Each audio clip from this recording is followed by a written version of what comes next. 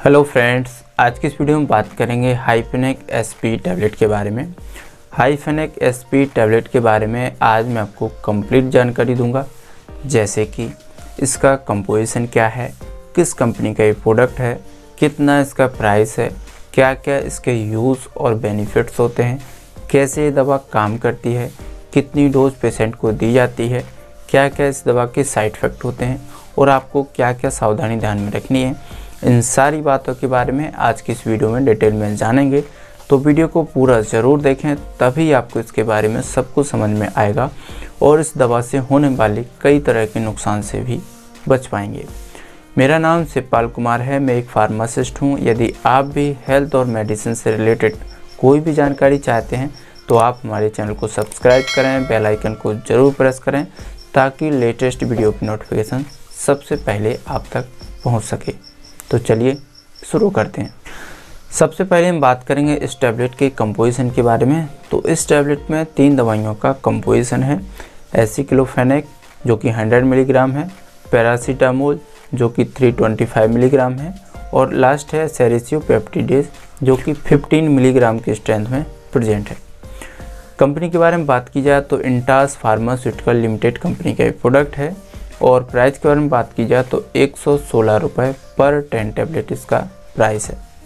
बात करते हैं इसके यूजेस और बेनिफिट्स के बारे में, कौन कौन सी समस्याओं के इलाज के लिए इस दवा का प्रयोग लिया जाता है। तो हाइफेनेक एसपी टैबलेट का इस्तेमाल दर्द, बुखार और सूजन को कम करने के लिए किया जाता है। यानी जब किसी व्यक्ति को चोट लगने के कारण वहाँ पर सूजन आ जाती है या दर्द होता है तो उस समस्या को दूर करने के लिए इस दवा का प्रयोग लिया जा सकता है। या किसी व्यक्ति को फीवर के साथ बॉडी में पेन हो रहा है तो उस दौरान भी इस दवा को लिया जा सकता है।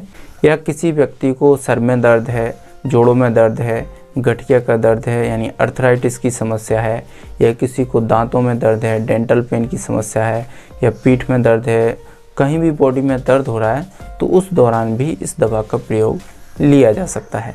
अब हम जानेंगे ये दवा कैसे काम करती है। तो इसमें जो एसिक्लोफेनेक है, एसिक्लोफेनेक दवा non steroidal anti inflammatory drug होती है जो कि दर्द और सूजन को कम करती है। ये उन विशेष प्रकार के केमिकल मैसेंजर को ब्लॉक करती है जो दर्द और सूजन को कॉज करते हैं। जो पैरासीटामोल मेडिसिन होती है इसमें एंटीपायरेटिक और एनाल्जेसिक प्रॉपर्टी पाई जाती है जो कि बुखार को और दर्द को ख़त्म करती है।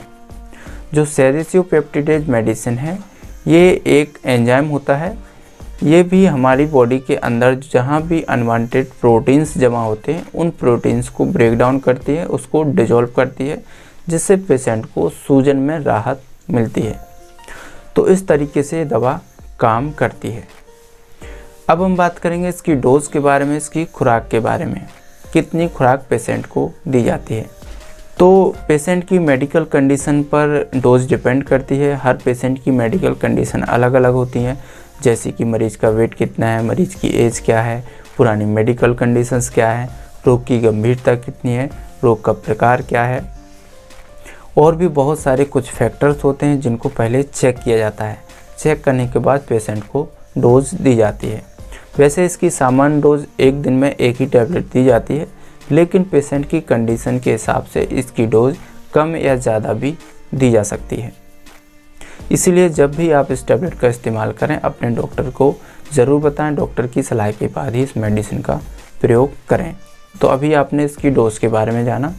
अब हम बात करेंगे इस दवा के साइड इफ़ेक्ट के बारे में। अगर कोई व्यक्ति इस दवा को लेता है तो उसको क्या क्या लक्षण देखने को मिलेंगे, क्या क्या दुष्प्रभाव, साइड इफ़ेक्ट या नुकसान देखने को मिलेंगे।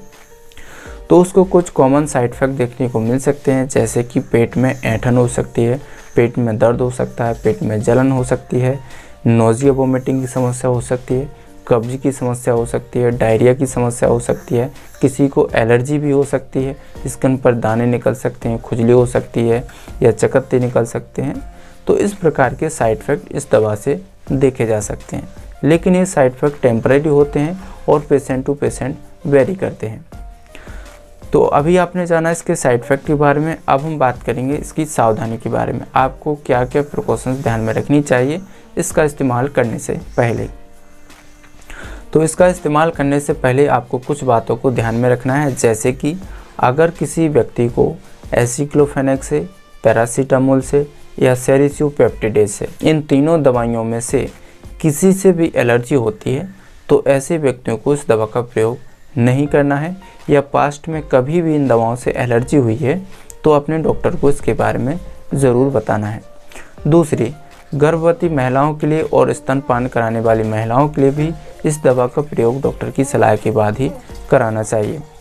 नेक्स्ट है, अगर किसी व्यक्ति को लीवर से जुड़ी या किडनी से जुड़ी कोई गंभीर बीमारी है या किडनी खराब है, प्रॉपर तरीके से वर्क नहीं करती है, तो इस दौरान भी आपको डॉक्टर की सलाह के बाद ही लेना चाहिए।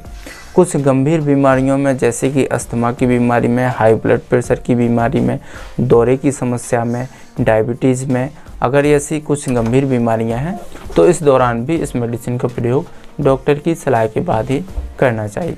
तो इन सब बातों को आपको ध्यान में ज़रूर रखना है।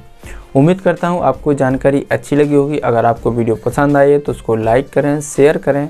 अगर आपका कोई सवाल है या सुझाव है तो कमेंट में ज़रूर लिखें। इसी तरह की हेल्थ और मेडिसिन से रिलेटेड जानकारी पाने के लिए हमारे चैनल को सब्सक्राइब ज़रूर करें। धन्यवाद।